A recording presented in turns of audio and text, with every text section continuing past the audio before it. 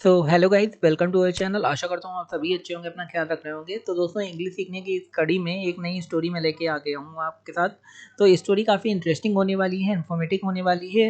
बहुत ध्यान से स्टोरी को पढ़ेंगे जिससे आपको एक एक सेंटेंस का, एक एक वर्ड का आइडिया हो जाए, कैसे पढ़ते हैं, कैसे लिखते हैं। तो दोस्तों, स्टोरी आज की है the fox and the stork. तो पहले देखते हैं फॉक्स। आप जानते ही हैं, लोमड़ी होते हैं। एंड माने और होता है द स्टॉर्क। स्टॉर्क माने होता है सारस। तो एक लोमड़ी और एक सारस की कहानी है। लोमड़ी आपको पता है चालाक होती है, तो उसकी स्टोरी चालाकी के ऊपर होती है। तो इसमें सारस भी चालाक है। तो चलिए स्टोरी स्टार्ट करते हैं। स्टोरी स्टार्ट है वंस, एक बार। देयर वॉज, वॉज माने थी, देयर माने वहाँ। जब मैं बता चुका हूँ देयर का यूज़ हम लोग कब करते हैं। देयर का यूज़ करते हैं स्टोरीज में, जब किसी पुरानी बात हो रही हो, एक जगह की बात हो रही है। तो यहाँ पे एक जगह की बात हो रही है। देयर माने वहाँ का मतलब नहीं निकल रहा है यहाँ पे। वॉज माने था। आ फॉक्स माने एक लोमड़ी, एंड माने और, अ स्टॉर्क एक सारस। एक बार एक लोमड़ी और एक सारस था। द फॉक्स, यहाँ पे द फॉक्स क्यों लगा रहे हैं, द लगा रहे हैं क्योंकि हम लोग फॉक्स के आगे द लगाएंगे। किसी फॉक्स के आगे या स्टार के आगे हम लोग द लगाएंगे जब सेंटेंस का स्टार्टिंग हो रहा होगा। तो द फॉक्स जो लोमड़ी थी, वॉज माने था। सेल्फिश, सेल्फिश माने बहुत कोई धूर्त होना, बहुत चालाक होना, तो सेल्फिश। बट लेकिन, ही माने वह। डिसाइडेड माने डिसाइड करना। डिसाइड करना मतलब किसी चीज को डिसाइड करना, सोचना अपने मन में कि हाँ मुझे ये करना है। डिसाइडेड टू इनवाइट, इनवाइट माने बुलाना। किसी, जब आप किसी को अपने घर पे बुलाते हैं तो इनवाइट ही तो करते हैं। इनवाइट द स्टॉर्क, स्टॉर्क माने सारस को। फॉर के लिए, फॉर माने के लिए, डिनर माने डिनर के लिए। तो फॉक बहुत चालाक तो थी, लेकिन फिर भी उसने, जो स्टॉर्क मतलब सारस था, उसे अपने घर पे डिनर के लिए बुलाया। आगे क्या है, द स्टॉर्क जो सॉरस था, वॉज माने था। एक्सट्रीमली, एक्सट्रीमली माने बहुत ज़्यादा।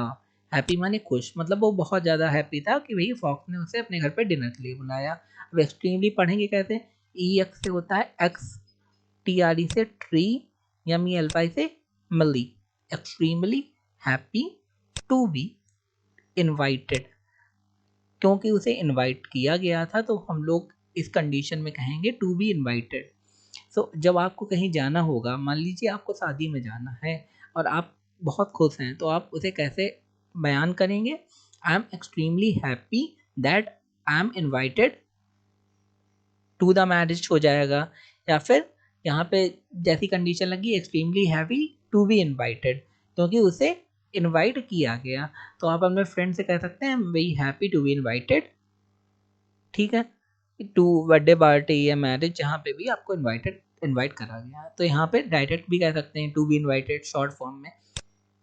एंड माने और, शी माने वह, लीज्ड, लीज्ड माने पहुंचना, हिज माने उसके, हाउस माने घर। ऑन टाइम, ऑन टाइम, अच्छा टाइम के साथ हमेशा इन टाइम नहीं लगाते, ऑन टाइम लगाते हैं। ऑन टाइम माने सही समय पे। अगर आपका काम सही समय पे हो जाए, या फिर आपने किसी से कहा कि आपको इस समय या फिर टाइम पे वहाँ पहुँचना है, तो you have to reach there on time, आपको वहाँ पे समय पे पहुँचना है। तो क्या था, the stork was extremely happy, stork जो सारस था बहुत ज़्यादा खुश था, टू बी इन्वाइटेड क्योंकि उसे इनवाइट करा गया था। एंड माने और, शी रीच्ड वो पहुंच गई, मतलब सारस सी थी कुछ, तो शी रीच्ड वो पहुंच गई, हिज हाउस उसके घर पे, ऑन टाइम माने समय पे। आगे देखते हैं। द फॉक्स जो लोमड़ी थी, ओपेंड, ओपन माने खोलना, ओपेंड है मतलब सेकंड फॉर्म है ओपन की।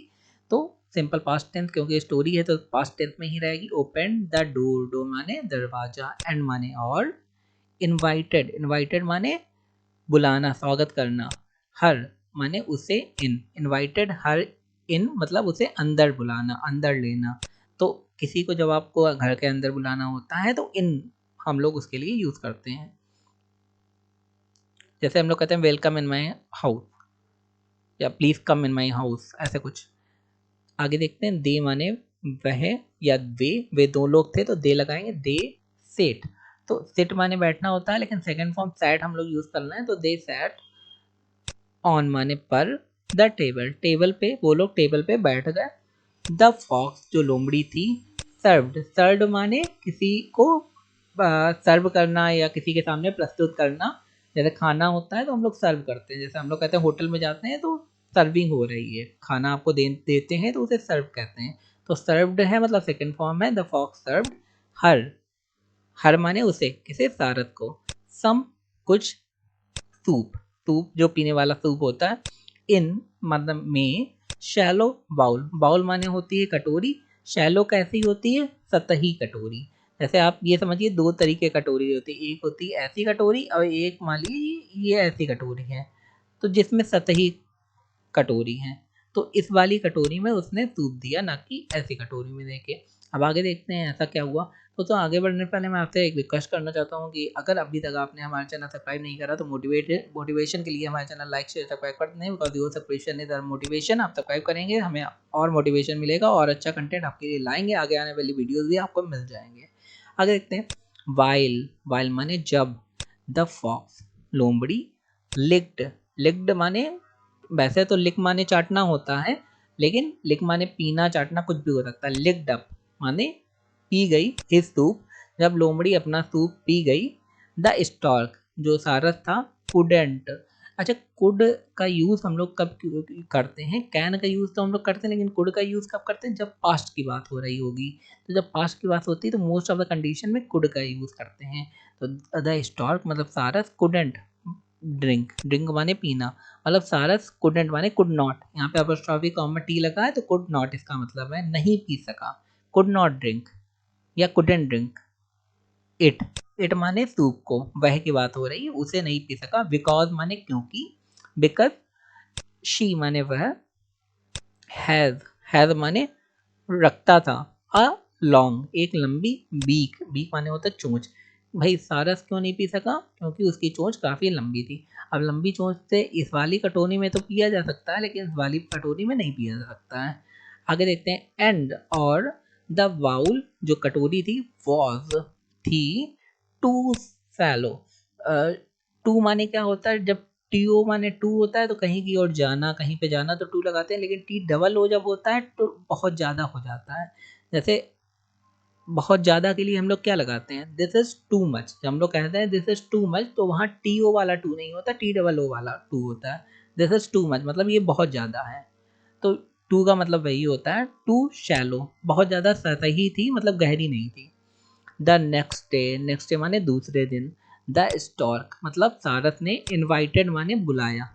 द फॉक्स माने फॉक्स को, ओवर फॉर डिनर, डिनर पे बुलाया। तो ओवर यहाँ पे लगा है, ओवर हम लोग सही एक वर्ड है जो लगा सकते हैं डिनर में बुलाने के लिए। आप ये भी कह सकते हैं the stork invited the fox for a dinner, या फिर ओवर फॉर अ डिनर, तो ये भी आप लगा सकते हैं। शी माने वह, मतलब सारस ने सर्व्ड हिम, उसे सर्व करा। हिम, अब फॉक्स जो है वो मेल था और सारस था फीमेल, सारस थी फीमेल, तो सर्व्ड हिम माने उसे देना। सूप, सूप दिया। अब सारस ने बुलाया तो सारस ने फॉक्स को सूप दिया।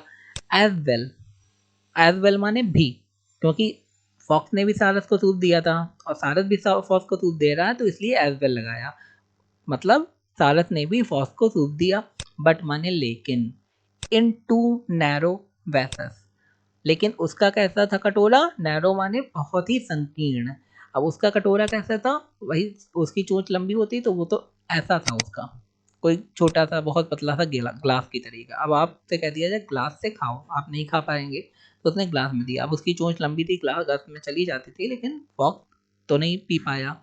वाइल, वाइल माने जबकि। द स्टॉर्क, स्टॉर्क जो सारस था, इंजॉयड, इंजॉयड माने उसने आनंद लिया, हर सूप, उसके सूप का। एंड माने और, फिनिश्ड, फिनिश्ड माने खत्म करना, सेकंड फॉर्म में, इट माने सूप को। आगे क्या है, द फॉक्स, जो फॉक्स थी, वेंट, गो वेंट गॉन होता है सेकंड फॉर्म में, वेंट होम, फॉक्स घर गया। वेरी हंग्री, बहुत भूखा हुआ क्योंकि वो तो खा ही नहीं पाया।